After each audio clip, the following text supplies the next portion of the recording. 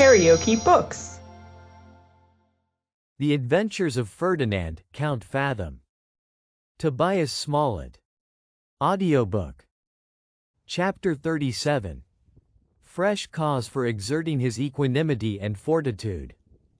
The reader may have observed that Fathom, with all his circumspection, had a weak side, which exposed him to sundry mischances. This was his covetousness, which on some occasions became too hard for his discretion. At this period of time it was, by the circumstances of his situation, inflamed to a degree of rapacity. He was now prevailed upon to take a hand at whist or piquet, and even to wield the hazard box, though he had hitherto declared himself an irreconcilable enemy to all sorts of play. And so uncommon was his success and dexterity at these exercises, as to surprise his acquaintance, and arouse the suspicion of some people, who repined at his prosperity. But in nothing was his conduct more inexcusable than in giving way to the dangerous temerity of Ratchcully, which he had been always at pains to restrain, and permitting him to practice the same fraud upon an English nobleman, which had been executed upon himself at Frankfurt. In other words, the Tyrolees, by the canal of Ferdinand's finger and recommendation, sold a pebble for a real brilliant, and in a few days the cheat was discovered, to the infinite confusion of our adventurer, who nevertheless assumed the guise of innocence with so much art, and expressed such indignation against the villain who had imposed upon his judgment and unsuspecting generosity, that his lordship acquitted him of any share in the deceit, and contented himself with the restitution, which he insisted upon making out of his own pocket, until he should be able to apprehend the rogue, who had thought proper to abscond for his own safety. In spite of all this exculpation, his character did not fail to retain a sort of stigma, which indeed the plainest proofs of innocence are hardly able to efface, and his connection with such a palpable knave as the Tyrolees appeared to be, had an effect to his prejudice in the minds of all those who were privy to the occurrence. When a man's reputation is once brought in question, every trifle is, by the malevolence of mankind, magnified into a strong presumption against the culprit. A few whispers communicated by the envious mouth of slander, which he can have no opportunity to answer and refute, shall, in the opinion of the world, convict him of the most horrid crimes, and for one hypocrite who is decked with the honors of virtue, there are 20 good men who suffer the ignominy of vice. So well disposed are individuals to trample upon the fame of their fellow creatures. If the most unblemished merit is not protected from this injustice, it will not be wondered at that no quarter was given to the character of an adventurer like Fathom, who, among other unlucky occurrences, had the misfortune to be recognized about this time by his two Parisian friends, Sir Stentor Stile and Sir Giles Squirrel. These worthy knights errant had returned to their own country, after having made a very prosperous campaign in France, at the end of which, however, they very narrowly escaped the galleys, and seeing the Polish count seated at the head of taste and politeness, they immediately circulated the story of his defeat at Paris, with many ludicrous circumstances of their own invention, and did not scruple to affirm that he was a rank impostor. When the laugh is raised upon a great man, he never fails to dwindle into contempt. Ferdinand began to perceive a change in the countenance of his friends. His company was no longer solicited with that eagerness which they had formerly expressed in his behalf. Even his entertainments were neglected. When he appeared at any private or public assembly, the ladies, instead of glowing with pleasure, as formerly, now tittered or regarded him with looks of disdain, and a certain pert, little, forward coquette, with a view to put him out of countenance, by raising the laugh at his expense, asked him one night, at a drum, when he had heard from his relations in Poland. She succeeded in her design upon the mirth of the audience, but was disappointed in the other part of her aim, for our hero replied, without the least mark of discomposure, "They are all in good health at your service, madam. I wish I knew in what part of the world your relations reside, that I might return the compliment." By this answer, which was the more severe, as the young lady was of very doubtful extraction, he retorted the laugh upon the aggressor, though he likewise failed in his attempt upon her temper. For she was perhaps the only person present who equaled himself in stability of countenance. Notwithstanding this appearance of unconcern, he was deeply touched with these marks of alienation in the behavior of his friends, and, foreseeing in his own disgrace the total shipwreck of his fortune, he entered into a melancholy deliberation with himself about the means of retrieving his importance in the beau monde, or of turning his address into some other channel, where he could stand upon a less slippery foundation. In this exercise of his thoughts, no scheme occurred more feasible than that of securing the booty he had made, and retiring with his associate, who was also blown, into some other country, where their names and characters being unknown, they might pursue their old plan of commerce without molestation. He imparted this suggestion to the Tyrolees, who approved the proposal of decamping, though he combated with all his might our hero's inclination to withdraw himself before the trial, by repeating the assurances of the solicitor, who told him he might depend upon being reimbursed by the sentence of the court for great part of the sums he had expended in the course of the prosecution.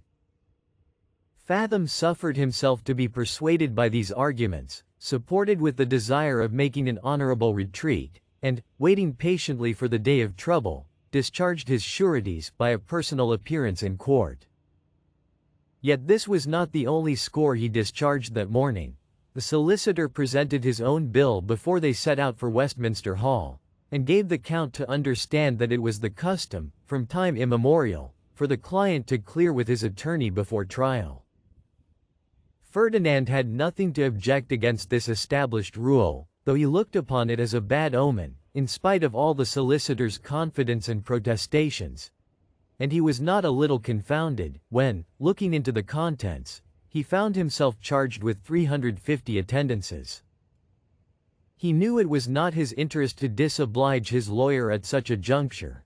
Nevertheless, he could not help expostulating with him on this article, which seemed to be so falsely stated with regard to the number. When his questions drew on an explanation, by which he found he had incurred the penalty of 3 shillings and 4pence for every time he chanced to meet the conscientious attorney, either in the park, the coffee-house, or the street, provided they had exchanged the common salutation, and he had good reason to believe the solicitor had often thrown himself in his way, with a view to swell this item of his account. With this extortion our adventurer was fain to comply, because he lay at the mercy of the caitiff. Accordingly, he with a good grace paid the demand, which, including his former disbursements, amounted to £365 11 shillings and 3pence 3 farthings, and then presenting himself before the judge, quietly submitted to the laws of the realm. His counsel behaved like men of consummate abilities in their profession.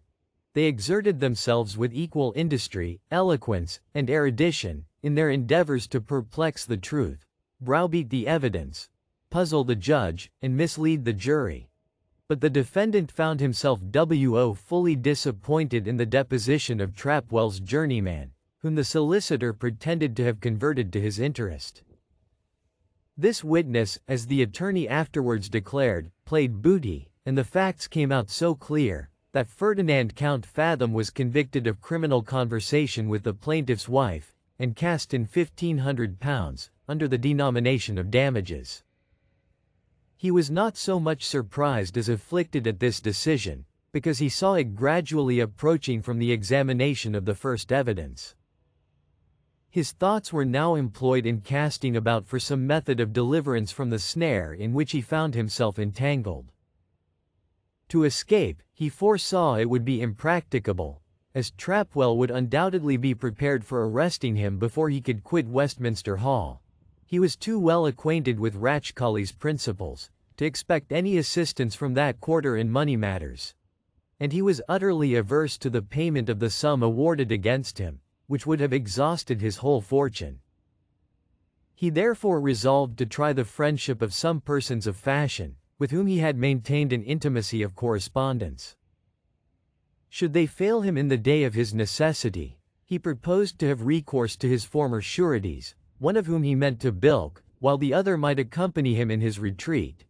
Or, should both these expedients miscarry, he determined, rather than part with his effects, to undergo the most disagreeable confinement, in hope of obtaining the jailer's connivance at his escape. These resolutions being taken, he met his fate with great fortitude and equanimity, and calmly suffered himself to be conveyed to the house of a sheriff's officer, who, as he made his exit from the hall, according to his own expectation, executed a writ against him, at the suit of Trapwell, for a debt of £2,000. To this place he was followed by his solicitor, who was allured by the prospect of another job, and who, with great demonstrations of satisfaction, congratulated him upon the happy issue of the trial, arrogating to himself the merit of having saved him £8,000 in the article of damages, by the previous steps he had taken, and the noble defense that he and his friends the counsel had made for their client. He even hinted an expectation of receiving a gratuity for his extraordinary care and discretion. Fathom, galled as he was with his misfortune, and enraged at the effrontery of this pettifogger, maintained a serenity of countenance, and sent the attorney with a message to the plaintiff, importing that, as he was a foreigner, and could not be supposed to have so much cash about him, as to spare £1,500 from the funds of his ordinary expense, he would grant him a bond payable in 2 months, during which period he should be able to procure a proper remittance from his own estate. While the solicitor was employed in this negotiation, he dispatched his valet de chambre to one nobleman, and Maurice to another, with billets, signifying the nature of the verdict which his adversary had obtained, and desiring that each would lend him £1,000 upon his parole, until he could negotiate bills upon the continent. His 3 messengers returned almost at the same instant of time, and these were the answers they brought back. Trapwell absolutely rejected his personal security, and threatened him with all the horrors of a jail, unless he would immediately discharge the debt, or procure sufficient bondsmen. And one of his quality friends favored him with this reply to his request. My dear Count, I am mortally chagrined at the triumph you have furnished to that rascally citizen. By the Lord, the judge must have been in the terrors of cuckoldom, to influence the decision, and the jury a mere herd of horned beasts, to bring in such a barbarous verdict. Egad! At this rate, no gentleman will be able to lie with another man's wife, but at the risk of a cursed prosecution. But to waive this disagreeable circumstance, which you must strive to forget, I declare my mortification is still the greater, because I cannot at present supply you with the trifle your present exigency requires. For, to tell you a secret, my own finances are in damnable confusion. But a man of Count Fathom's figure and address can never be puzzled for the want of such a paltry sum. Adieu, my dear Count. We shall, I suppose, have the pleasure of seeing you tomorrow at White's. Meanwhile, I have the honor to be, with the most perfect attachment, yours, Griselgrin. The other noble peer, to whom he addressed himself on this occasion, cherished the same sentiments of virtue, friendship, and generosity. But his expression was so different, that we shall, for the edification of the reader, transcribe his letter in his own words. Sir, I was never more astonished than at the receipt of your very extraordinary billet, wherein you solicit the loan of £1,000, which you desire may be sent with the bearer on the faith of your parole. Sir, I have no money to send you or lend you, and cannot help repeating my expressions of surprise at your confidence in making such a strange and unwarranted demand. 'Tis true, I may have made professions of friendship, while I looked upon you as a person of honor and good morals. But now that you are convicted of such a flagrant violation of the laws of that kingdom where you have been treated with such hospitality and respect, I think myself fully absolved from any such conditional promise, which indeed is never interpreted into any other than a bare compliment. I am sorry you have involved your character and fortune in such a disagreeable affair, and am, Sir, yours, etc. Trompington.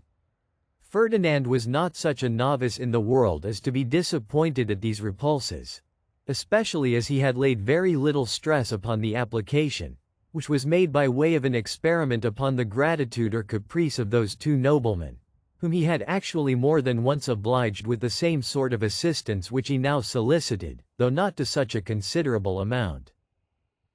Having nothing further to expect from the fashionable world, he sent the Tyrolees to the person who had been bail for his appearance, with full instructions to explain his present occasion in the most favorable light, and desire he would reinforce the credit of the Count with his security.